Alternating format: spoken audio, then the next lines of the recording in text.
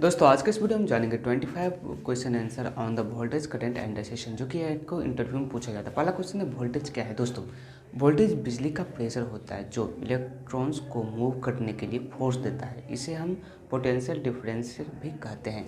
दूसरा क्वेश्चन है करंट क्या है। दोस्तों करंट वह फ्लो है जिसमें इलेक्ट्रॉन्स वायर के अंदर से गुजरते हैं, इसे एम्पियर में मेजर किया जाता है।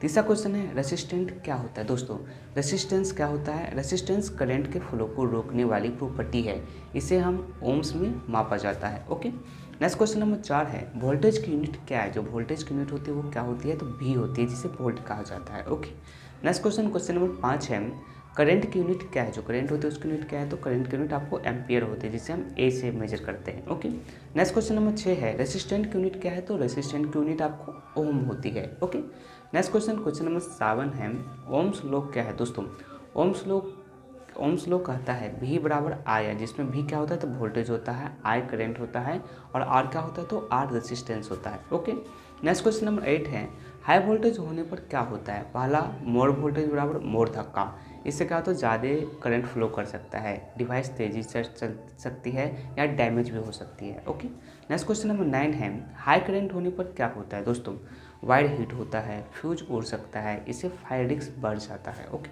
नेक्स्ट क्वेश्चन नंबर 10 है रेसिस्टेंट बढ़ाने से करंट पर क्या असर होगा। दोस्तों रेसिस्टेंट ज़्यादा होगा तो करंट कम फ्लो करेगा। ओके, नेक्स्ट क्वेश्चन नंबर 11 है करंट कम क्यों हो जाता है। दोस्तों क्योंकि जो रेसिस्टेंट होता है वो ज़्यादा हो जाता है, जैसे थिन वायर होता है और लॉन्ग वायर होता है उसमें। नेक्स्ट क्वेश्चन 12 है वोल्टेज कम होने पर बल्ब डिम क्यों होता है। दोस्तों कम वोल्टेज का मतलब होता है इलेक्ट्रॉन्स को कम धक्का, जिससे कम करंट मिलेगा, जिससे डिम लाइट चलेगी।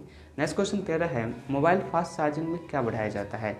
या तो वोल्टेज बढ़ाया जाता है या रेजिस्टेंट को कम किया जाता है ताकि हाई करंट फ्लो हो सके। ओके, नेक्स्ट क्वेश्चन नंबर 14 है वायर मोटा क्यों होता है। दोस्तों मोटे वायर का रेसिस्टेंट कम होता है, इसीलिए वो ज़्यादा सेफली कैरी कर सकते हैं। नेक्स्ट क्वेश्चन नंबर 15 है फ्यूज कैसे काम करता है। दोस्तों फ्यूज हाई करंट आने पर मेल्ट होकर सर्किट को ब्रेक कर देता है, जिस सेफ्टी के लिए होता है।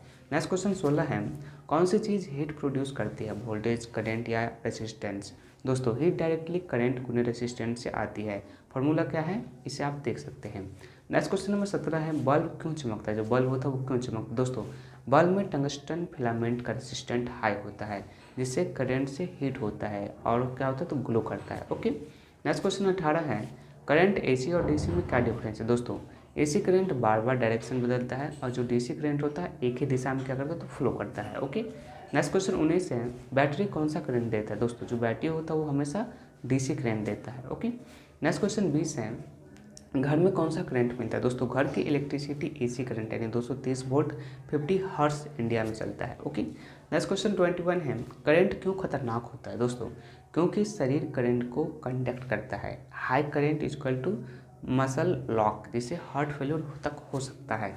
नेक्स्ट क्वेश्चन 22 है वोल्टेज शॉक क्यों देता है। दोस्तों वोल्टेज धक्का देता है लेकिन शॉक करंट से लगता है, वोल्टेज सिर्फ क्या करता है, तो पुश करता है। ओके, नेक्स्ट क्वेश्चन 23 है रेसिस्टेंट कम कब किया जाता है। दोस्तों जब हाई करंट फ्लो करना हो, जैसे कि हीटर हो गया, इन्वर्टर केबल हो गया, फास्ट चार्जिंग केबल हो गया, इसमें।